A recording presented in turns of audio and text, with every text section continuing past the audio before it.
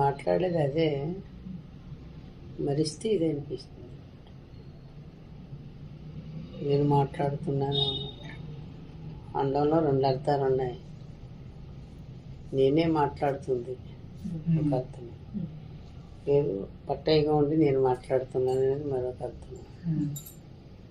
పట్టయిగా ఉండి మాట్లాడితే నిద్రపోయినప్పుడు మాట్లాడాలి కదా, చనిపోయిన తర్వాత కూడా మాట్లాడాలి కదా, శ్వాస లేనప్పుడు కూడా మాట్లాడాలి కదా. కాబట్టి పట్టయిగా ఉండి మాట్లాడటం లేదనేది నేను మాట్లాడుతుంది, నేను చూస్తుంది, నేను ఉంటుంది, నేనే తింటుంది. 5 ఇంద్రియముల ద్వారా అనుభవించేది నేనే. కానీ తన కర్తృత్వం వహించదు. ఎందుకు వహించదు అంటే, చెప్పండి ఎందుకు వహించదు? కావాలన్నమాట, ఎందుకు వహించదో తెలియాలి. అన్యము లేక. వండర్ఫుల్ గురువు గారు.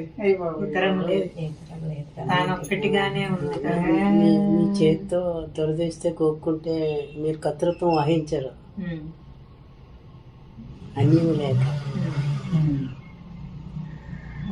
అన్యం ఉంటే కర్తృత్వం వస్తుంది, అన్యం లేనప్పుడు కర్తృత్వం ఉండదు, పడిపోతుంది.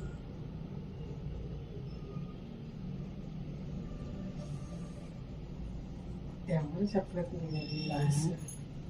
ఇది చాలా అద్భుతమైన అంతగా కర్తృత్వం వహిస్తుంది, అన్యం లేదు కాబట్టి. ఇది అహంకారం తొలగడం అంటే కర్తృత్వం తొలగడం అని అర్థం. కర్తృత్వం తొలగడం అంటే అహంకారం తొలగడం అని అర్థం. అహంకారం తొలగితే కర్తగా తొలగిపోయారు కదా, అదా కర్తృత్వం వహించదు. అన్ని కార్యములు తానే చేస్తున్నప్పటికీ తాను చేస్తున్నానని కర్తృత్వం వహించదు, ఎందుకంటే తనకు అన్యం లేక. దీనికి అన్యం ఉంది, కర్తృత్వం వహిస్తుంది, కానీ కర్త కాదు. అహంకారం కర్తృత్వం వహిస్తుందండి, కర్త కాదు. ఎవరు కర్తో వారు కర్తృత్వం వహించడం లేదా అన్యం లేక. అద్భుతం గురుగారు. అట్లా వీరు పట్టడం లేదనమాట. అందు గురించి గురుగారు ఇది తలచించో కర్తను కానని ఎరుక కలుగురా అనిలాచల అన్నారు.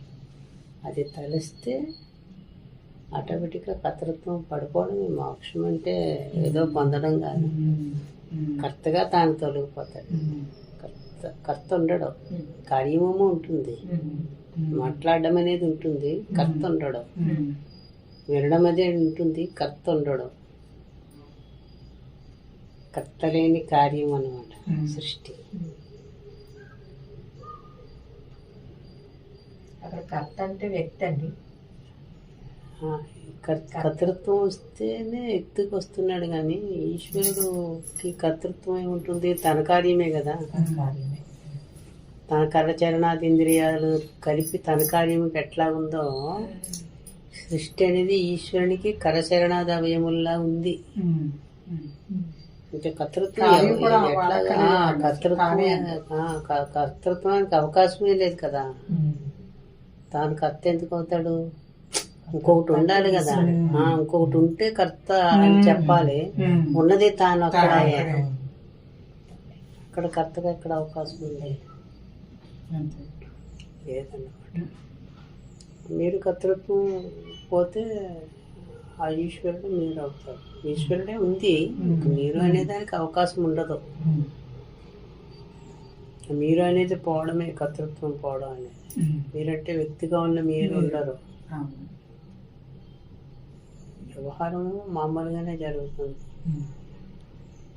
వ్యక్తిని మాత్రమే నేను అనుకునేది ఉండదు.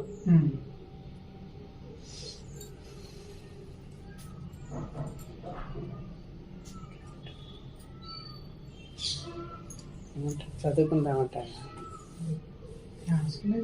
చెప్తున్నా వర్తిస్తుందండి, దానికే వర్తిస్తుంది.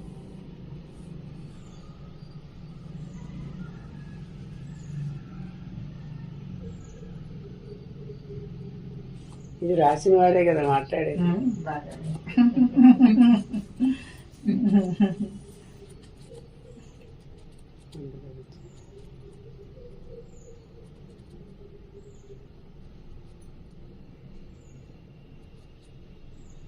వారు ఏ ఉపాధి ద్వారా మాట్లాడతారు. అన్ని ఉపాధులు తనకు ఉపకరణమే.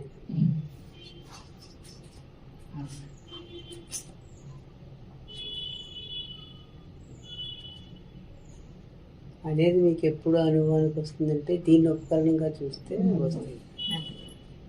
ఇది నిజం అనుకుంటే రాదు. ఈశ్వరుని ఉపకరణంగా ఉండిపోతే ఇది ఆగిపోతుంది.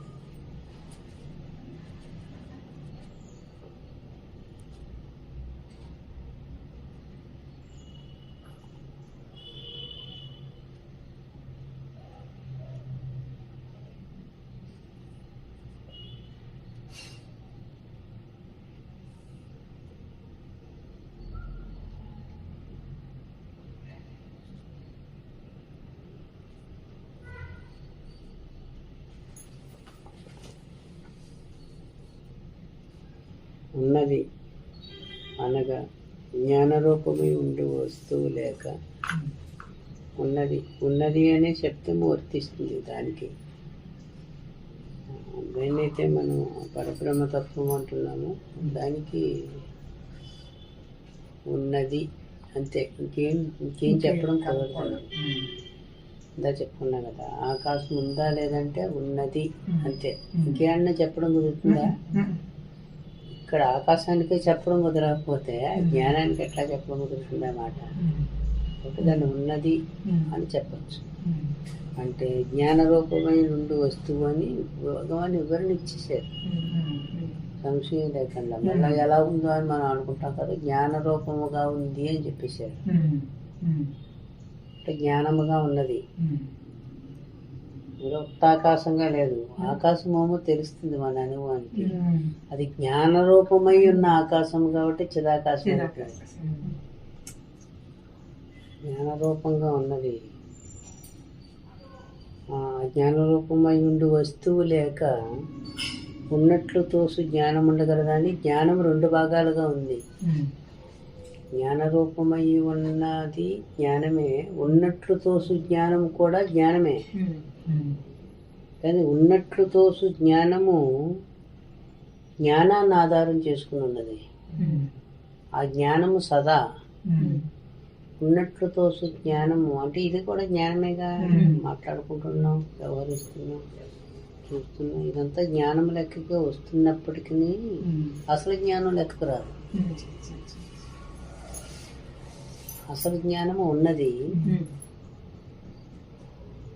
సకలము ఉన్నట్లు తోసు జ్ఞానముగా ఉన్నది.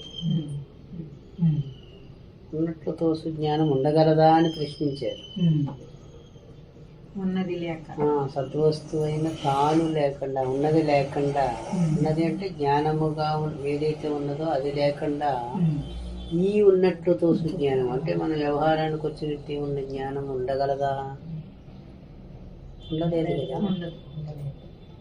ఆ సద్వస్తువు తలంపేదియో లేక తలంపులకు మూలమైన హృదయమునందుండుట చేత. ఆ సద్వస్తువు ఎట్లా చెప్తున్నారు, ఎట్లా ఉందంటే తలంపేదియను లేక తలంపుకు మూలమైనదిగా ఉంది. మూలమైన హృదయం అనేది పేరు అన్నమాట. అది మూలమైనదిగా ఉందని చెప్పుకోవచ్చు. దానికి హృదయం అని పేరు పెట్టాడు భగవాన్. హృదయం మంది ఉండుట చేత హృదయం అని పేరు గల అన్నారు. అందుకే పేరు ఎప్పటి నుంచో నడుస్తుంది, ఆ పేరే కొనసాగించారు అనమాట. హృదయం అని పేరు గల ఆ సద్వస్తువును, ఆ సత్వస్తువుని అంటే ఆ ఉన్నదిగా ఉన్నదిని ఏది తలంచటి కుదరదని చెప్తున్నారు. ఆ హృదయం అని పేరు గల ఆ సత్వస్తువును తలంచుటెట్లు, ఎట్లా తలంచుతారు? తలంచాలంటే తలంపు కావాలి కదా. తలంపు ఉన్నట్లు తోసు జ్ఞానం అయిపోయింది కదా. ఉన్నట్లు తోసు జ్ఞానం ఉన్నదని ఎట్లా తలుస్తుంది? తలిస్తే తలంపు అయిపోతుంది. తలంచకుండా ఉంటే ఉన్నదే ఉన్నదే. మరేమి ఉపాయం అది చెప్తారు. ఆ సత్తు వస్తువును తలంచుటేట్లో కాబట్టి వీలు పడదాం. మరేంటి ఉపాయము? హృదయమునందది ఉండున్నట్టుగా మనముండుటియే స్మరణం అని ఉపాయం చెప్పారు. అది సైలెన్స్గా ఉండడం అంటే ఊరక ఉండు, సైలెన్స్గా ఉండు, నిశ్శబ్దంగా ఉండు, నిశ్చలంగా ఉండు అని చెప్పడానికి అర్థం. అది ఉండున్నట్టుగా నీ ఉండుటే స్మరణము, తగ్గించి స్మరణము లేదు. స్మరణం అంటే మనం స్మరించేది ద్వితీయము తృతీయము లెక్క వస్తుంది అనమాట. అంటే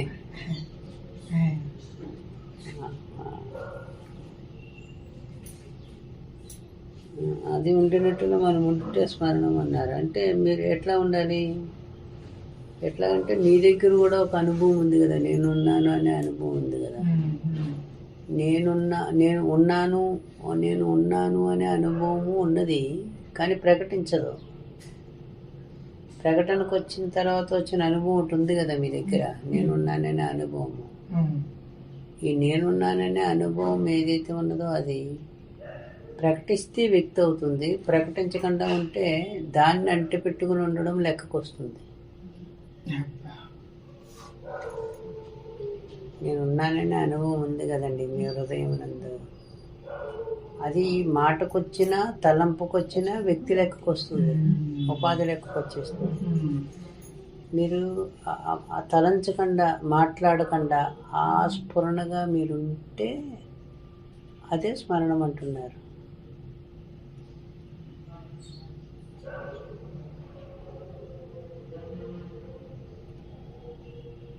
అదే తానైపోతుంది అనమాట. అప్పుడు స్మరించి ఇదైపోయింది, స్మరించుకుంటే అదే తానైపోతుంది.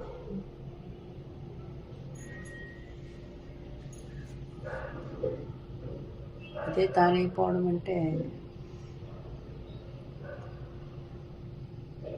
అహంస్ఫురణ అనేది అనుభవంలో ఉన్నప్పటికీ దేహాది సంఘాతము చేత తాను అనుకోవడం జరిగిందన్నమాట. తత్కాలంలో దేహాది సంఘాతముతో కలిసినప్పుడు మాత్రమే తనకి అహంకారం అని పేరు. దేహాది సంఘాతాన్ని విడివడి ఉంటే అది ఆత్మస్వరూపంగానే ఉంది. దేహాది సంఘాతంతో ఎప్పుడు కలుస్తుంది? మాటకొచ్చినా మనసుకొచ్చినా కలుస్తుంది. మాటకి మనస్సుకి రాని అనుభవం ఒకటి ఉంది కదా మీ దగ్గర. ఆ అనుభవంగా ఉండడమే దాన్ని స్మరించడం, అదిగా ఉండడమే. అంతేగాని స్మరించడం కాదు. అది చెప్పారు మొదటి దాంట్లో. ఈ మొదటిదే చాలు. ఉన్నది ఆ ఒక్కటి అంటే ఇంకా మొదలు పెట్టలేదు. ఉన్నది నిలవదులో మంగళాచరణం అనేది ఒక్కటే చాలు. భగవాన్ మనం చెప్పవలసింది చెప్పేశారు అనమాట. తర్వాత చేసేది ఉండడమే. ఇంకా తర్వాత ఏమన్నా చదువుకోవడానికి ప్రారంభిస్తే మీ మాట నేను ఎన్నని చెప్పడం, మీరు చెప్తున్నారు కానీ నేను పట్టించుకోవాలని చెప్పడం అనమాట. తర్వాత ఏమన్నా చేయవలసి ఉంటే ఉండాలి అంతే. చెప్పండి ఏం చేయాలి సరే.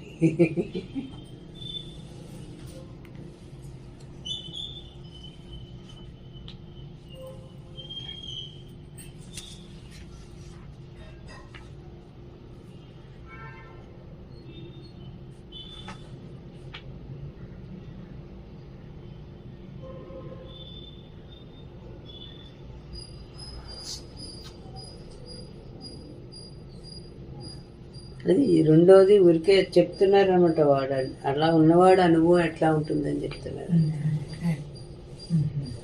మంగళాచరణంలో రెండోది పెద్ద అవసరం ఉండదు.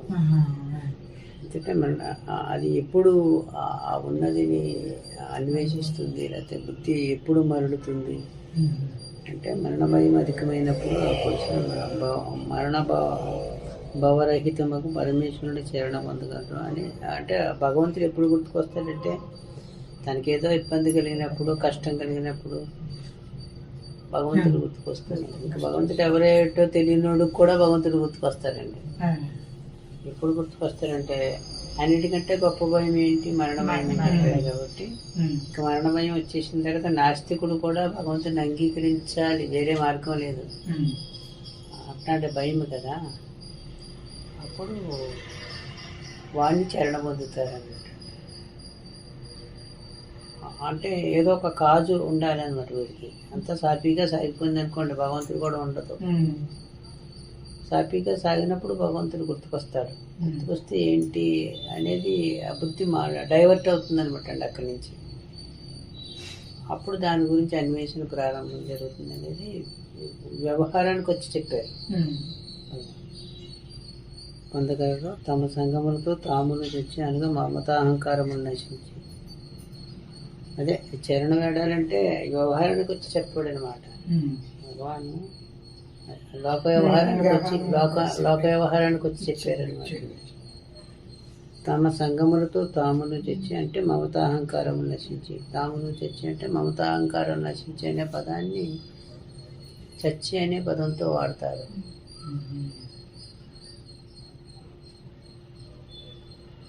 ఒరే అలా చచ్చిపడి ఉండంటారు కదా. చచ్చి పడి ఉండడం అంటే చచ్చింది స్పందించదు కదా, అట్లా స్పందించకుండా ఉండమని. చచ్చిపడి ఉండడం వాడు తిడుతున్నాడండి, మీరు స్పందించడం లేదు. లేదా పొగుడుతున్నాడండి, అప్పుడు కూడా స్పందించడం లేదు. వాడు చచ్చిపడి ఉండడమేగా అట్లా చచ్చి అనే దానికి అర్థము మీరు స్పందించకుండా ఉంటే చాలు. అట్లా చచ్చినప్పుడు సావు లేక స్వరూపం వెలుగువారు మరణ చింతకొండ. అప్పుడు ఇంకా చింతపోతుంది. చావు లేక స్వరూపమే ప్రకాశిస్తుంది అనమాట. అప్పుడు ఇది పోతే, ఇది మమతాహంకారములు నశిస్తే చావు లేని తత్వము స్వరూపంగా వెలుగొందుతుంది అన్నారు. చావులేని తత్వము అంటే ఇందా చెప్పుకున్నాం కదా, ఉన్నది అని. అది చావులేని తత్వము. జ్ఞానము అని చెప్పుకున్నాం కదా, అది చావులేని తత్వము. అది తనకి స్వరూపంగా ప్రకాశిస్తుంది. అప్పుడు కూడా ఉంటుంది, ఇది ఉన్నట్లు తోసు జ్ఞానంగా ఉంటుంది. అది స్వరూపంగా ఉంటుంది. మమతాహంకారములు నశించినప్పుడు మాత్రమే అదే కాబట్టి అదే స్వరూపంగా ఉంటుంది. ఇది ఉంటే మమతాహంకారాలుగా ఉంటుంది, ఇది లేకపోతే స్వరూపంగా ఉంటుంది. స్వరూపమే మమతాహంకారాలుగా కూడా ఉన్నది. కానీ మమతాహంకారాలు అనే పేరు కూడా ఎప్పుడు వర్తిస్తుంది అంటే పరిమితమైపోయినప్పుడే దానికి ఆ పేరు. ఇదంతా నాదే అన్నప్పుడు అదే అహంకారమే అపరిమితం అయిపోతుంది అనమాట. అందరూ భోజనం చేయాలనుకున్నప్పుడు అపరిమితం అయిపోతుంది. అందరూ సుఖంగా ఉండాలి అన్నప్పుడు అపరిమితం అయిపోతుంది అనమాట. సహనావతు సహనో కొన్ని మంత్రాలు చెప్పారు కదా. అంతా సుఖంగా ఉండాలి, అంతా సశిశ్యామలంగా ఉండాలి, అంతా సుభిక్షంగా ఉండాలని వేద మంత్రాల్లో చెప్తున్నారు. దేనికోసం, ఎందుకు చెప్తున్నారు? అక్కడ మమతాహంకారాలకు తావు ఉండదు అనమాట. నేను మాత్రమే సుఖంగా ఉండాలంటే మమతాహంకారాలు వచ్చేస్తున్నాను. కాబట్టి మమతాహంకారాలు అనే మాట పరిమితంలో చెప్పబడిన మాటలే కానీ అపరిమితంలో మమతాహంకారాలకు తావు ఉండదు. పరిమితమైతే దానికే మమతాహంకారాలు అని పేరు.